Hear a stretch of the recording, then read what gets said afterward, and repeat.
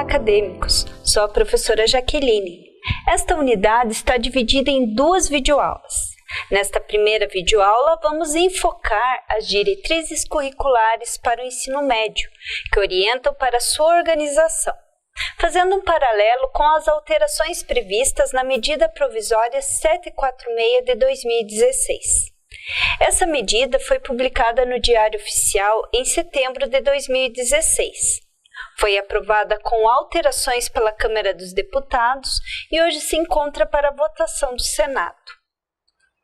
Assim, alguns pontos em que nela foi publicada permanecem, mas haverá prováveis alterações na sua versão final. Ela modifica principalmente a LDB, lei esta que norteia as diretrizes curriculares nacionais para o ensino médio. Lembrando que essa disciplina, de seminários avançados das disciplinas pedagógicas do ensino médio, busca a preparação para a atuação na docência no ensino médio. Por isso, vamos pontuar alguns itens que refletem de forma mais direta no trabalho do professor. Primeiro, eu gostaria de rever aqui com vocês as finalidades do ensino médio, conforme as diretrizes curriculares nacionais. Em seu artigo 4, ele apresenta as finalidades, a consolidação e o aprofundamento dos conhecimentos adquiridos, possibilitando o prosseguimento dos estudos. Segundo, a preparação básica para o trabalho e cidadania do educando, para continuar aprendendo, de modo a ser capaz de se adaptar às novas condições de ocupações ou aperfeiçoamento posterior. Terceiro, o aprimoramento do educando como pessoa humana, incluindo a formação ética e o desenvolvimento da autonomia intelectual e do pensamento crítico. Quarto, a compreensão dos fundamentos científicos, tecnológicos do processo produtivo, relacionando a teoria com a prática. Em resumo, a finalidade do ensino médio é consolidar e possibilitar a continuidade da formação, seja de aperfeiçoamento técnico, profissional ou para a entrada no ensino superior, mas também uma formação humana para o convívio social e formar para o trabalho. Lembrando que a concepção de trabalho colocada pelas diretrizes é ontológica, ou seja, o trabalho presente na natureza do ser, como característica humana que faz o homem capaz de transformar.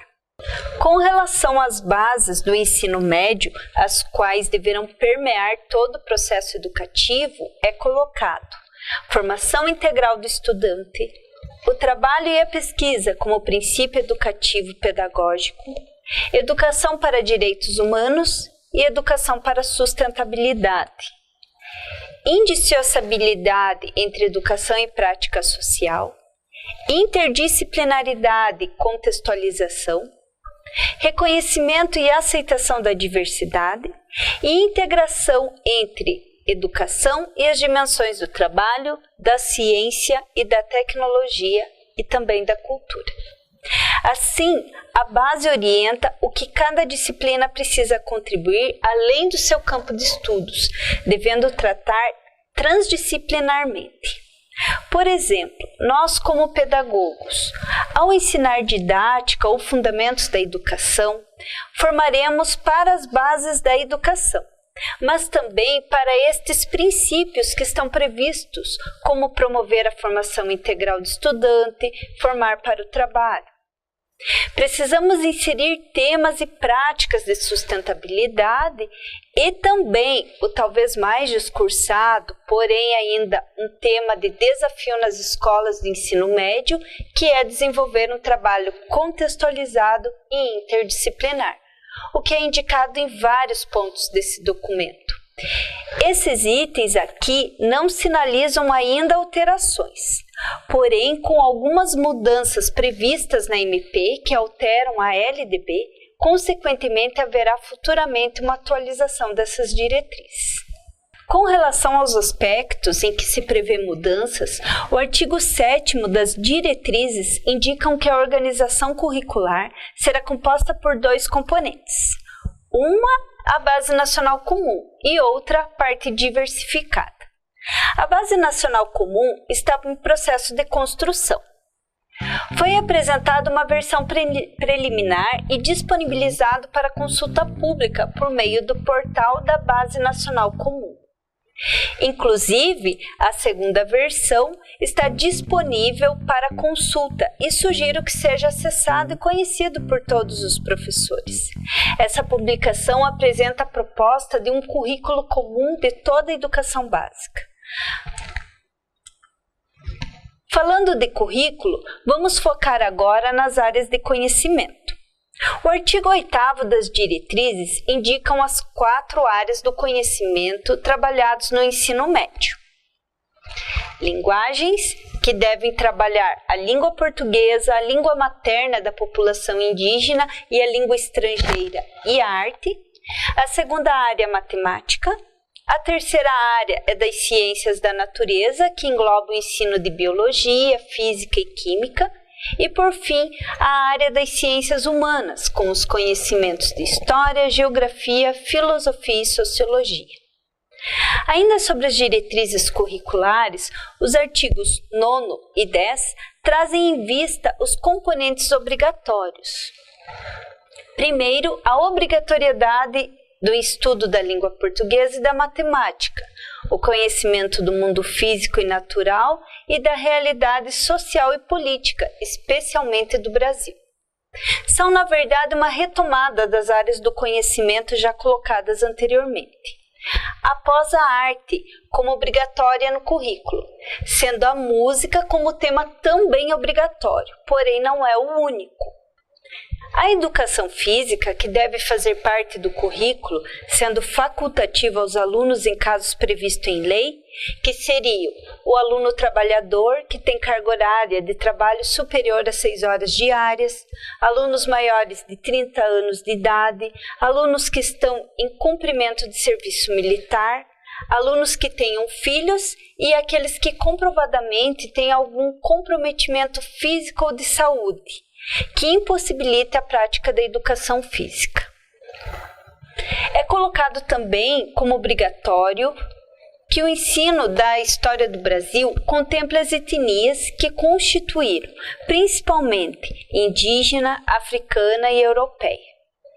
Coloca-se ainda a obrigatoriedade do ensino da história e cultura africana, afro-brasileira e indígena, de forma integralizada em todo o currículo, mas especialmente no ensino de disciplinas de educação artística, literatura e história brasileira. Outro ensino obrigatório são das disciplinas de filosofia e sociologia, as quais deverão estar presentes em todos os anos do ensino médio. Um exemplo, a arte deve estar presente, porém permite-se que sua carga horária seja concentrada em um determinado período de formação do ensino médio. Já o ensino de filosofia e sociologia não podem ocorrer assim, devem ser ensinados em todos os anos. Por fim, a inserção da língua estrangeira moderna, sendo facultativa a inserção de uma segunda língua. Só que o artigo 10 indica que a língua espanhola será de oferta obrigatória, conforme a Lei 11.161 de 2001. Além disso, são colocados ainda para a transversalidade do currículo a educação alimentar e nutricional, o estudo sobre o processo de envelhecimento, respeito e valorização do idoso, a educação ambiental, a educação para o trânsito e a educação em direitos humanos. Todos esses últimos itens aqui que eu citei sobre transversalidade possuem cada uma lei própria.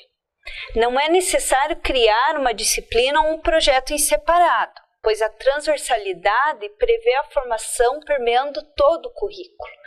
Assim, é importante que tenhamos consciência disso ao assumir uma disciplina no ensino médio.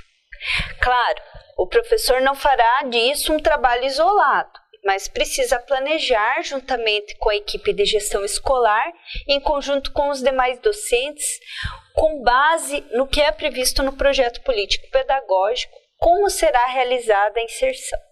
Nesta videoaula, podemos refletir sobre as finalidades e bases do ensino médio, as quais embasarão o trabalho docente nesta etapa da escolarização. Terminamos aqui a primeira parte. Obrigada e bons estudos!